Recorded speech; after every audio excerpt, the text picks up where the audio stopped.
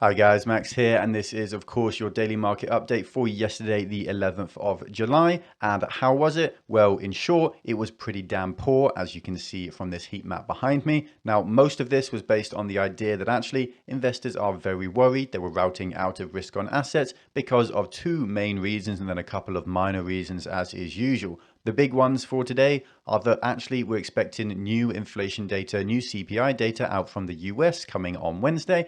And there's a big fear that it's going to be higher than expected and that we're going to get another high year-over-year figure. If we do see that new high figure, then we can expect the Federal Reserve to increase interest rates by another 75 basis points, which is going to be a further shock to the debt market in the world. And then we're also starting to enter earnings season. We get a bunch of earnings from some very big companies coming out this week and into the weeks into the future. This week we have, I think, JP Morgan, Wells Fargo, a bunch of other banks as well. And so a lot of investors are watching that with eager eyes, trying to work out whether or not inflation is going to start to impact companies' earnings yet, or if they're going to miraculously come out on top.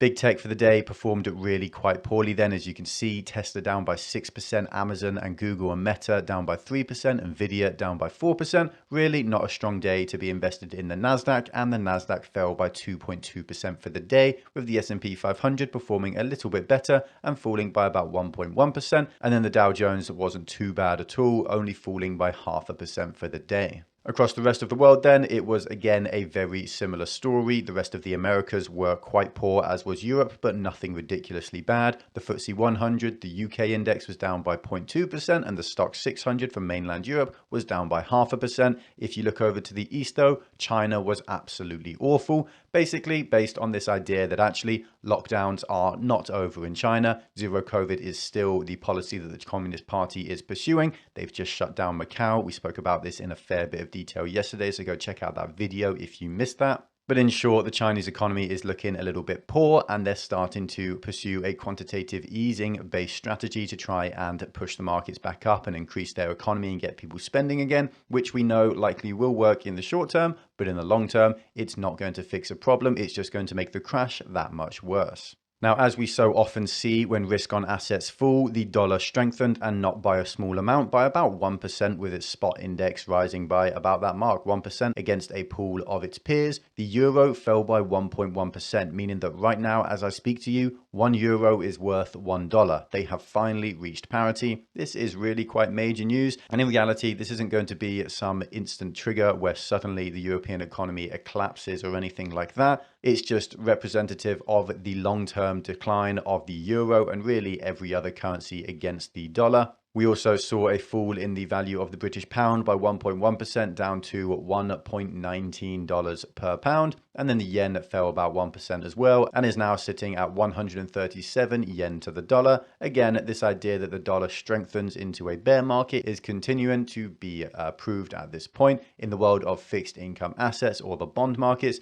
we saw yields decline across the board, with the US 10-year Treasury yield falling by 8 basis points to now just sitting below 3% at 2.99%. The German 10-year yield fell by 10 basis points, and the British 10-year yield fell by 6 basis points. Now, this is quite natural and almost how bond markets are supposed to behave. When people route out of equities, they usually have to put their money somewhere, and more over recent weeks, people have actually been thinking that bonds present a decent value for once, and so they're moving into fixed income assets, forcing prices up and yields down. Finally then, for commodities, WTI crude oil is sitting at about $103 a barrel right now, and Brent crude at 105, so still very high by historical standards, but compared to where it's been sitting over recent weeks, prices are fairly depressed. Again, this is just on the idea that actually as we move into a recession, something akin to the 2008 recession, demand for oil across the world is going to drop, and so speculators and investors are pricing that in advance. Finally then, for the market update, what happened in the world of crypto? Well, it wasn't very good and prices declined across the board. Bitcoin is back below $20,000, Ethereum is close to $1,000 again, and most altcoins were falling by anywhere from 3, 4 or 5% all the way up to 10% for the day. Now, in the world of crypto, it's really just more of the same. Three Arrows Capital, that crypto-based hedge fund, gambling fund sort of thing that went bankrupt a couple of weeks ago, well, it's now been pretty much entirely abandoned, and the founders have disappeared, and it seems like they're running from the law, refusing to cooperate with authorities. They aren't tweeting anything, they don't have any kind of public presence anymore, and the authorities just can't find them. It's expected that they took some money from the fund and just up and ran, and they're probably in another country trying to live it large with their ill-gotten gains. Also, in the world of crypto, we saw GameStop come out and release its NFT marketplace. That's now officially live, which I'm assuming is going to be quite popular here on YouTube. Those who like GameStop and those who like NFTs are probably going to enjoy this news. In reality, though, I don't think this is the thing that GameStop needs to survive as a company and to thrive into the future. Unfortunately, NFTs are on the way out. We are certainly in an NFT bear market, even if a lot of people still deny the fact that we're in an equity bear market. No one can deny the fact that NFT prices have crashed all across the board and volume has dropped dramatically as well. Coinbase, that massive crypto company, came out and spent about a year and hundreds of millions of dollars putting together its NFT marketplace, and it seemed to have been an absolute waste of time because it came out too late, and so they weren't able to profit off of the bull run while it was there. Now, we have a fair bit of news coming out from Russia and everything regarding that today, so we'll start off there with this article here suggesting that gas supplies to Europe and to Germany in particular, of course coming from Russia, are going to be closed. Now, the idea here is that this is for scheduled maintenance and there shouldn't be anything sinister at play. But of course, we know that geopolitics is far more nuanced than that. And there's a lot of fear going around right now that Russia is never going to reopen this pipeline, or at least they're going to maintain its closure for a sustained period of time to try and put pressure onto Germany and the rest of Europe. Now, there are a few potential things going on here. The first is, of course, surrounding Nord Stream 2, which is the second undersea pipeline from Russia into Germany that's supposed to transport this natural gas. And it's been in the works for years now. It is an incredibly controversial thing. And since Russia invaded Ukraine, it's basically been put on hold. And everyone's just kind of come to agree that it's never going to come to fruition and it's never going to finally be usable. What might be going on here then is Russia might claim that Nord Stream 1, the current present pipeline that is still being used, is incapable of being repaired to a sufficient standard. And so what Russia might do is they might try and use that as leverage to get Nord Stream 2 turned on, to get Germany and the rest of Europe to agree to that, so that Russia in the future is able to provide more volume to Europe so they can sell more gas and make more money. Now, this is just a theory. It isn't confirmed at all. We really don't know what's going on in Russia, but there's a strong chance that there's another natural gas shortage in Europe and Germany in particular over the coming weeks. We've also seen a little bit of a drop in the resolve of certain Western leaders as a result of this whole chaos. Germany, of course, has always been very opposed to opposing Russia because they are so reliant on Russian gas. But those countries which are a little bit more detached, like the UK and Canada and the US, for instance, are a little bit more willing to bite that bullet. Canada, in particular, was the place of manufacturing for a new turbine, I believe, for Nord Stream 1, which is needed for this maintenance. But the sanctions put into place by the West against Russia meant that Canada wasn't allowed to export this turbine because it would be used to help Russia export gas. And this was terrifying for Germany. It meant that their gas supplies were going to be pushed off. And so, of course, the German government spent an awful lot of time lobbying and they got in contact with Canada and they eventually managed to get Canada to just ignore the sanctions and send it over anyway. So we're already starting to see actually resolve against Russia, against supporting Russia and funding their government is starting to wane, and that might continue into the future. Now, the second big news regarding Russia is actually sort of on the opposite end of the spectrum, indicating that maybe the West has stronger resolve against Russia than I may have just indicated. This is regarding Louis Vuitton Moet Hennessy's, which is a group of luxury brands, and one of the brands that they run called Sephora, which I'm told by the females I know is a very big name in the makeup beauty space. And this company is leaving its Russian market permanently. It's selling that branch of its business over to the person who runs the Russian branch, and it's going to become its own independent company. Basically, this part of LVMH is going to be separating off and just accepting that it's never going to make money from Russia again. Now, the potential here is that the rest of Louis Vuitton Moet Hennessy's brands do the same thing. Of course, there are those brands that are literally in the name, those three. There's also massive companies like Tiffany and Tag Heuer and Christian Dior, and they also have yacht makers and all sorts of other things there. And this could be an indication that actually some luxury brands are going to make this tough decision to just write off the Russian market altogether and accept that they're never going to be able to operate in that market again. This is just one of the impacts that Russian sanctions are going to have on the markets and on your investments. If you own LVMH, then this is something you need to know about. It's something you need to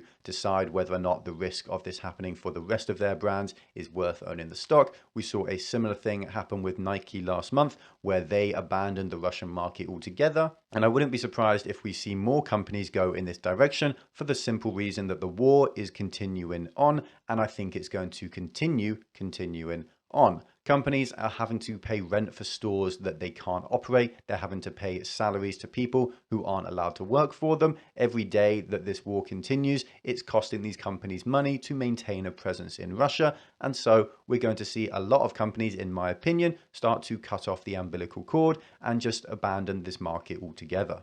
Next, in the world of corporate news, we have Bill Ackman and his failure to get a record SPAC off the ground. Now, this was a $4 billion SPAC, which made it the largest one ever, but unfortunately, it wasn't able to find a target for acquisition, so it's just failed, and they're having to return all of their investments to their investors.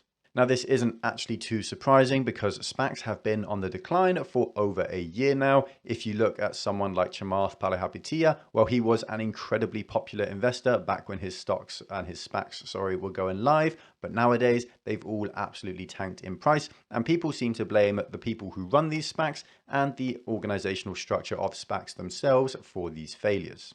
This does seem to be the end of the bull run for SPACs. They are losing popularity, and as even fewer companies are going public these days, just because we're in a bear market now and valuations are lower, it's going to be even harder to find investors for SPACs and for companies to merge with in the first place. To be honest, I think this is actually a good thing. I don't like the idea of SPACs at all. They basically only exist to make it easier to go public, to get around IPO rules, but those rules exist for a reason, to ensure that proper disclosures are made to investors, to stop retail investors from jumping into a company that they know nothing about and losing all their money, which is what has happened with SPACs. So frankly, I'm actually quite glad to see this SPAC fail, and hopefully we see this continue into the future as well. Finally, the last bit of corporate news for today is regarding Twitter, whose share price has actually tanked 15%. This was just 7% pre-market from this article from a few days ago. Obviously on the news that Elon has officially cancelled his purchase of Twitter. Risk arbitrage trading is a very risky thing sometimes, and I know that tons of people here on YouTube and on Twitter and other social media spaces as well will have lost a lot of money from this whole kerfuffle. Twitter's share price is absolutely getting hammered, and of course it has. The only reason it hasn't been getting hammered over the last 3 or 4 months is because it's been propped up by Elon's promise to buy shares at $54 a piece.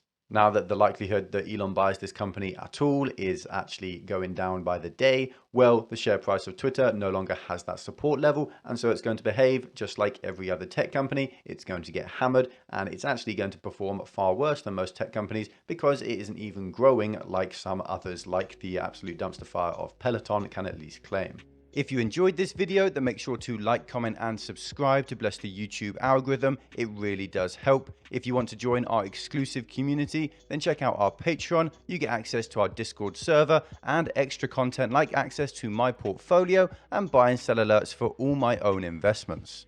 Also, make sure to check out the link in the description to Masterworks. It can help you protect your portfolio against market turmoil through fractional shares of art from world famous artists. Art has historically proven to be uncorrelated to the markets, so it's a really valuable resource with the markets falling every week. There's also a link in the description to I Trust Capital, which helps you to invest in crypto through your tax-advantaged IRA, which could literally save you thousands. If you, like me, think crypto going down is a buy-in opportunity, then now is the perfect time to join I Trust Capital. Thank you all for watching. Stay stoic. Until next time.